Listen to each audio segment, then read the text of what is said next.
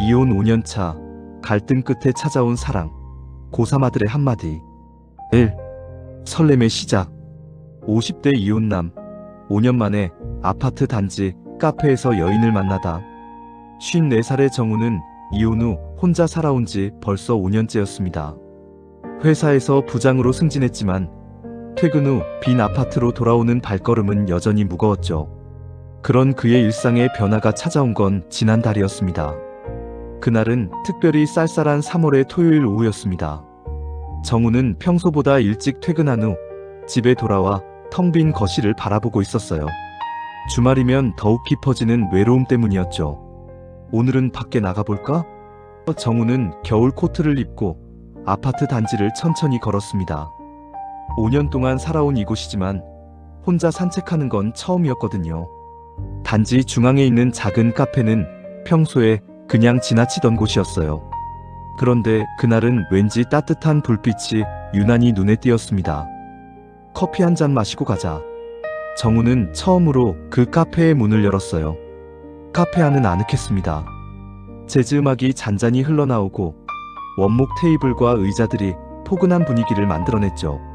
손님은 많지 않았어요. 창가에 앉아 책을 읽는 젊은 부부, 구석에서 노트북을 두드리는 대학생, 그리고 카운터 앞에 서 있는 여자분이 눈에 들어왔습니다. 키는 작은 편이지만 단정한 모습이었어요. 연한 분홍색 가디건을 입고 긴 머리를 한쪽으로 넘겨 묶은 모습이 우아했습니다. 어서 오세요. 카운터에 있던 알바생이 인사했을 때 그 여자분도 고개를 돌렸어요. 그 순간 정우와 눈이 마주쳤습니다.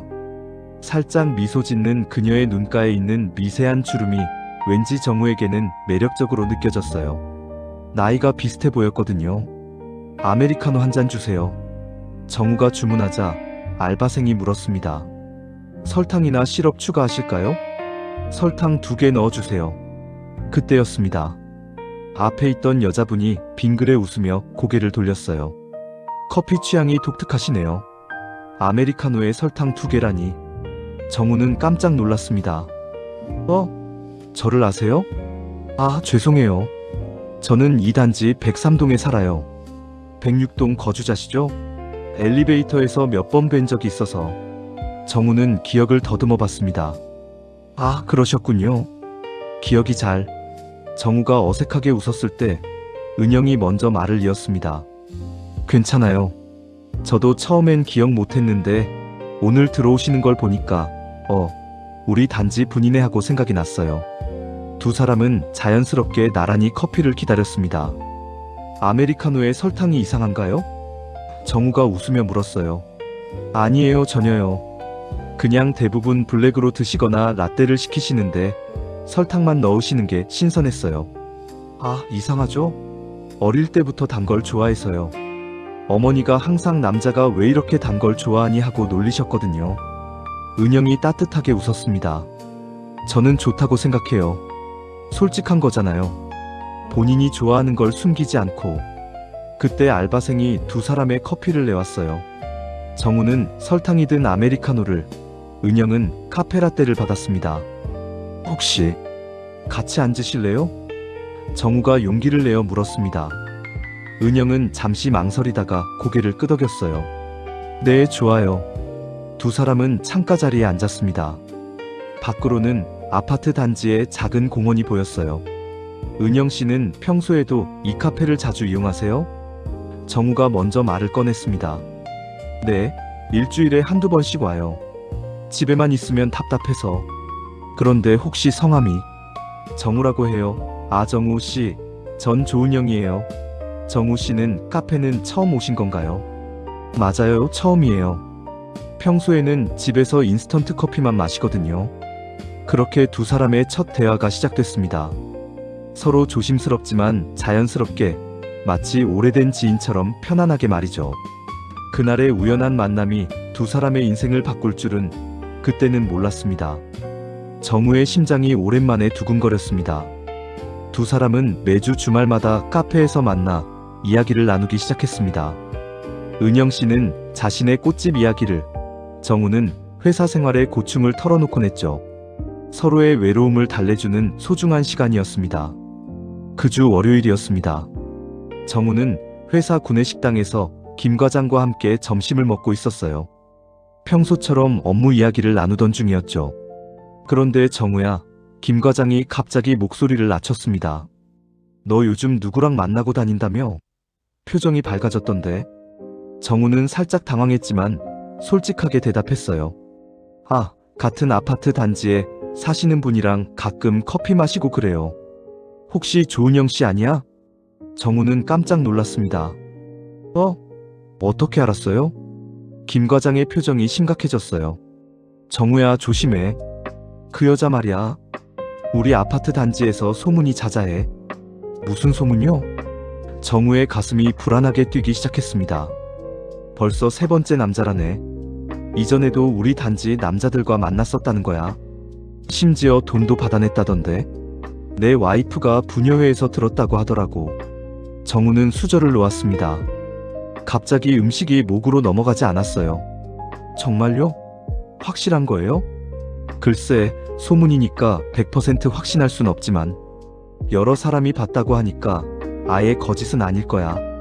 정우야, 너 요즘 많이 밝아져서 좋긴 한데 너무 성급하게 마음 주지는 마. 특히 돈 관련해서는 조심하고. 그날 오후 내내 정우는 일에 집중할 수 없었습니다. 김 과장의 말이 계속 머릿속을 맴돌았거든요. 정말 은영 씨가 그런 사람일까? 나한테도 돈을 요구할까? 퇴근 후 집에 돌아온 정우는 침대에 누워서도 잠을 이룰 수 없었어요. 은영 씨와의 모든 순간들을 다시 떠올려 봤습니다. 그 따뜻한 미소, 진심 어린 대화들. 정말 모든 게 연기였을까요?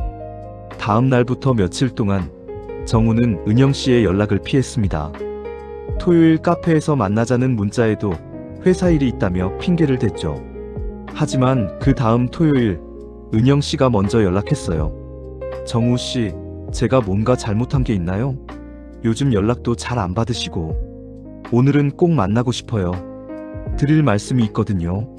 정우는 더 이상 피할 수 없다고 생각했습니다. 이참에 확실히 하자. 오전 10시, 평소보다 이른 시간에 카페에서 만났습니다. 은영 씨는 평소보다 화장을 진하게 한 것 같았어요. 뭔가 다른 표정이었습니다. 정우 씨, 은영 씨가 커피잔을 양손으로 감싸며 말했습니다. 오늘 제가 드릴 말씀이 있어요. 정우의 심장이 빨리 뛰기 시작했어요. 사실 제게는 숨기고 있던 일이 있었어요. 정우의 목구멍이 바싹 말랐습니다. 김 과장 말이 맞았구나. 이제 돈 이야기를 꺼내는 건가? 정우 씨, 사실은. 은영 씨의 목소리가 떨렸습니다. 제가 다른 분들과도 만나고 있어요. 순간 정우의 머릿속이 하얘졌습니다. 역시 소문이 사실이었구나. 하지만 그건 정우 씨가 생각하시는 그런 게 아니에요. 은영 씨가 급하게 말을 이었습니다. 정우의 심장이 쿵 내려앉았습니다. 그런 게 아니라니? 그럼 뭔데?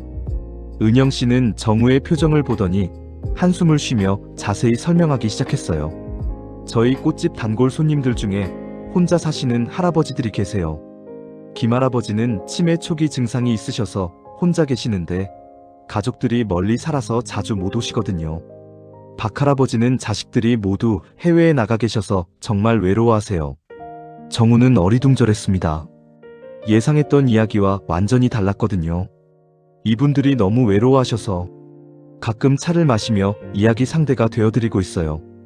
김할아버지는 옛날 이야기를 좋아하시고 박할아버지는 자식 자랑을 하고 싶어 하시거든요. 정우는 점점 혼란스러워졌어요. 혹시 그분들한테 돈을 받으신 적도 있나요?